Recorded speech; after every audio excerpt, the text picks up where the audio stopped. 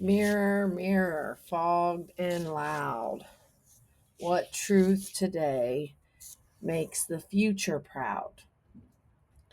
Well, I'll tell you this, the future is proud of the one local reporter that I blasted the press release to out about the mayor promising us as citizens that we will be safe from ICE when our police department is corrupt.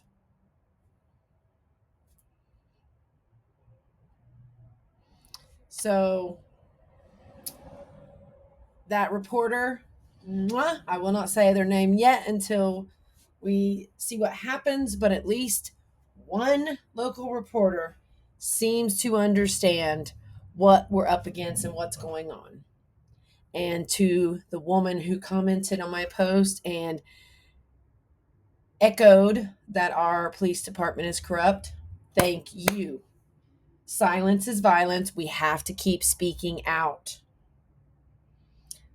So I'm gonna keep it brief today. That's it. The future is proud of this reporter. The future is proud of me. Pat myself on the back here for writing the press release, for calling out the hypocrisy. You can't say that we're protected from ICE if your own citizens don't feel protected from the police. The reporter asked me in the email, have you reported this, as a complaint against the police department? And I said, heck no. I'm scared that I'll be more of a target. They already dragged me out of my shower naked. I don't really feel safe in my home. So yeah, I'm not really jumping on them having it on file that I've complained, but I guess I need to do that as well. She asked me about hospital dates. She asked me about arrest dates. So we'll see. The only other person who has, stuck their neck out as far as in the journalism sphere goes is Dawn Westmoreland. She had me on her show called The Empowered Whistleblower. You can catch that on YouTube. She has changed it since to the resilience realm, focusing on resilience there. But that was back in October. So, two local support so far, and doing a ton of outreach to international outlets, to independent outlets. We have to hold our local officials and law enforcement accountable because we are all Renee Good. It could happen to any of us. It's happened to me 4 times in the past 15 months. It's all part of the global militarization to dehumanize us. Agenda 2030 wants us dehumanized. So the future, here's this reporter starting to scratch around, starting to ask questions, starting to put together a bigger story. And quite frankly, I'm really intrigued to see how this ties back to the coverage I was providing as an independent journalist, as a citizen journalist.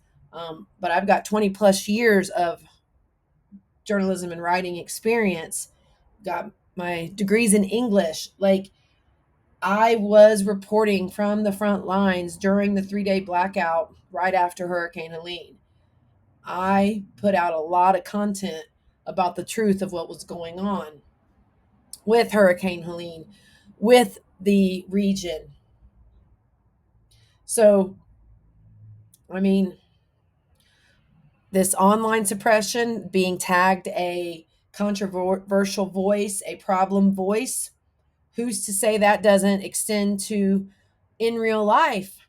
And these arrests, this psych ward hold, being tied to me being an independent journalist, utilizing social media to get the truth out. Pretty suspicious there. So we're hunting for the truth, not just for me and my story, but for all truth tellers, all of those who are sick of the silence and the shame, and know that silence is violence. So we're here to share your story too. We've got a form online where you can share your story anonymously or not, related to erasure justice. That's what we're ultimately after. It happens online, it happens offline, and it happens to targeted voices that speak out on social media, who send press releases out about the mayor lying to the people that were protected. And yeah, it's happening when you don't even know it's happening. How many lists are you on? All right, Wampus Cats, remember, the future can always wish until morning. Stay safe.